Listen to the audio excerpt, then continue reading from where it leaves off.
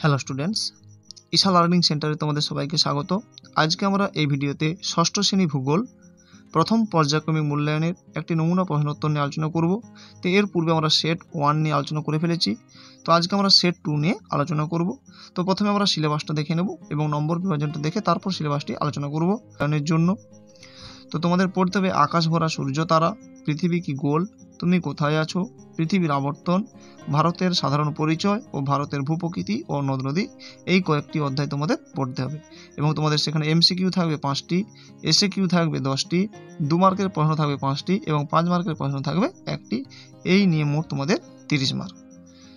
তো তোমরা ভিডিওটি খুব মনোযোগ সহকারে প্রথম থেকে শেষ পর্যন্ত দেখে নাও, কারণ সব গুরুত্বপূর্ণ প্রশ্নগুলি এই সাজেশনের মধ্যে রয়েছে। তো এখানে দেখে কি বলছি, দেখো যে সঠিক উত্তরটি বেছে নিয়ে লেখো 5টি, 5 নাম্বার।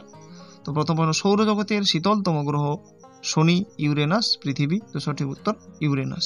পরের প্রশ্ন, যে গ্রহ আবর্তনে সবচেয়ে কম সময় নেয় তা হলো নেপচুন, বৃহস্পতি, ইউরেনাস। তো সঠিক উত্তর বৃহস্পতি, 9 ঘন্টা 50 মিনিট সময় নেয় আবর্তনে। পরের প্রশ্ন, মাউন্ট এভারেস্ট ভারত, নেপাল, চীন দেশে অবস্থিত। তো সঠিক উত্তর নেপালে অবস্থিত। পরের প্রশ্ন, মারিয়ানা খাতের গভীরতা 10,900, 10,915, 11,915 কিমি। তো সঠিক উত্তর 10,915 কিমি। পরের প্রশ্ন, মূল মধ্য রেখাটি লন্ডন, নিউ ইয়র্ক, প্যারিস শহরের উপর দিয়ে গেছে। তো সঠিক উত্তর লন্ডনের উপর দিয়ে গেছে। পরের প্রশ্ন 2 এর দাগে, নিচের প্রশ্নগুলির উত্তর দাও, যে কোনো 10টি, 10 নাম্বার। তো সৌরঝড় কত বছর অন্তর প্রবল আকার ধারণ করে?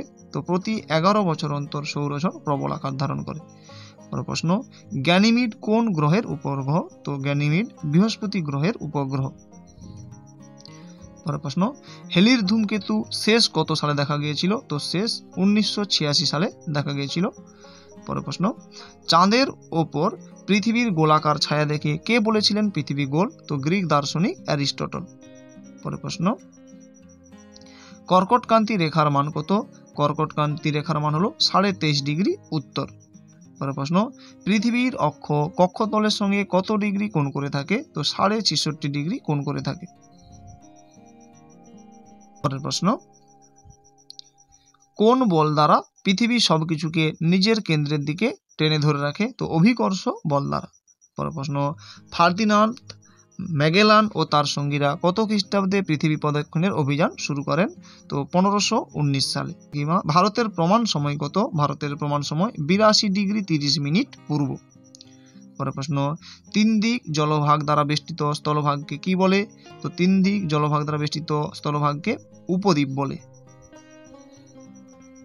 পরের প্রশ্ন, ভারতের ক্ষুদ্রতম রাজ্য কোনটি? ভারতের ক্ষুদ্রতম রাজ্য হলো গোয়া এবং দীর্ঘতম রাজ্য হলো রাজস্থান।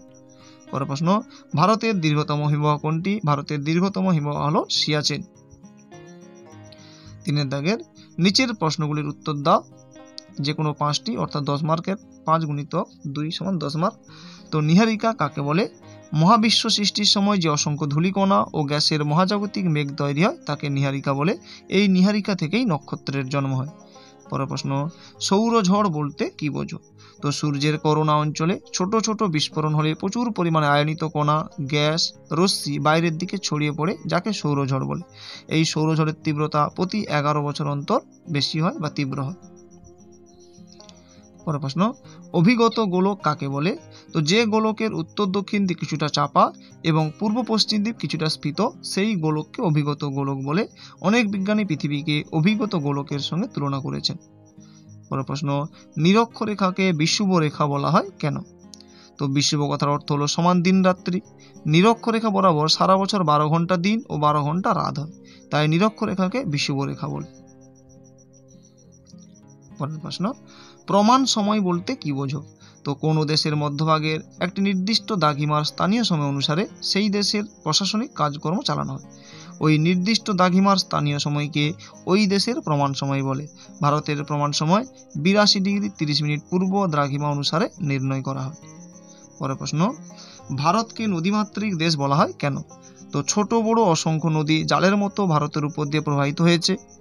এই নদীগুলি ভারতীয়দের জনজীবনে, কৃষিকার্যে, শিল্পে, যাতায়াত ব্যবস্থায়, জলবিদ্যুৎ উৎপাদনে গুরুত্বপূর্ণ ভূমিকা পালন করে, তাই ভারতকে নদীমাতৃক দেশ বলা হয়। পরের প্রশ্ন, ভূপ্রকৃতির বৈচিত্র্য অনুসারে ভারতকে কটি ভাগে ভাগ করা হয় ও কি কি? তো ভারতের ভূপ্রকৃতিক বৈচিত্র্য অনুসারে 5 ভাগে ভাগ করা হয়, যথা উত্তরের পার্বত্য অঞ্চল, উত্তরের নদীগঠিত সমভূমি অঞ্চল, উপদ্বীপীয় মালভূমি অঞ্চল, পশ্চিমের মরু অঞ্চল ও উপকূলের সমভূমি অঞ্চল ও দ্বীপপুঞ্জ। পরে 4 দাগে দেখে নাও, নিচের যে কোনো একটি প্রশ্নের উত্তর দাও। 5x1। তো ব্রহ্মপুত্র নদের গতিপথ সম্পর্কে লেখো। উত্তরটি দেখে নাও। ব্রহ্মপুত্রের গতিপথ সম্বন্ধে নিম্ন আলোচনা করা হলো। উৎস দেওয়া হচ্ছে বা পার্বত্য প্রবাহ।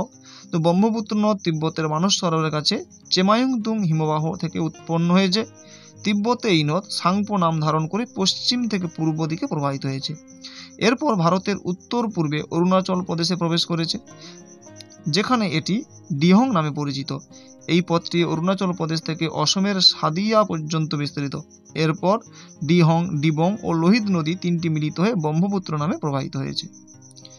এরপর দেখো মধ্যপ্রবাহ।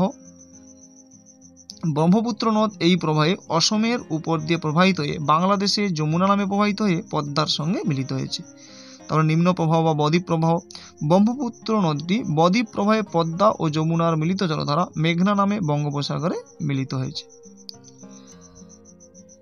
তো 4-2 দেখে নাও, যে উপদ্বীপীয় মালভূমি অঞ্চলের ভূপ্রকৃতি বর্ণনা করো। প্রথমে দিয়েছে অবস্থান দেওয়া হয়েছে যে উত্তরের সমভূমি অঞ্চলের দক্ষিণ দিকে ত্রিভুজের মতো দেখতে ভারতের উপদ্বীপীয় মালভূমি অঞ্চল অবস্থিত। উৎপত্তি, ভূবিজ্ঞানীদের মধ্যে ভূ অভ্যন্তরে থেকে লাভা নির্গত হয়ে এই মালভূমি অঞ্চলের সৃষ্টি হয়েছে। এবং এর বৈশিষ্ট্যগুলি দেখে নাও, যে উপদ্বীপীয় মালভূমি 3 দিক পাহাড় দ্বারা বেষ্টিত। এই মালভূমির উত্তর দিকে আরাবল্লী, বিন্ধ্য ও সাতপুরা পর্বত রয়েছে। পশ্চিমে পশ্চিমঘাট পর্বতমালা, পূর্বে পূর্বঘাট পর্বতমালা ও দক্ষিণে নীলগিরি, আনাইমালাই ও পালনি পর্বত অবস্থিত। 2, এই মালভূমি অঞ্চলটির গড় উচ্চতা 600 থেকে 900 মিটার। 3, সমগ্র অঞ্চলটি পশ্চিম থেকে পূর্ব দিকে ঢালু। 4, এই অঞ্চলটি শিলা ব্যাসল্ট জাতীয়। 5, নর্মদা নদী সমগ্র অঞ্চলটিকে 2টি ভাগে বিভক্ত করেছে, যেমন মধ্যভাগের সমভূমি ও দাক্ষিণাত্যের মালভূমি। তো এই ভিডিওতে এই পর্যন্ত। পরবর্তী ভিডিওতে আমরা পরবর্তী একটি সাজেশন নিয়ে আলোচনা করব। তাই চ্যানেলটিতে নতুন হলে অবশ্যই চ্যানেলটিকে সাবস্ক্রাইব করে নাও এবং ভিডিওটি তোমার বন্ধুদের মধ্যে শেয়ার করে দাও, যাতে তারা এই ভিডিওটি দেখে উপকৃত হতে পারে। তো এই ভিডিওতে এই পর্যন্ত। ধন্যবাদ।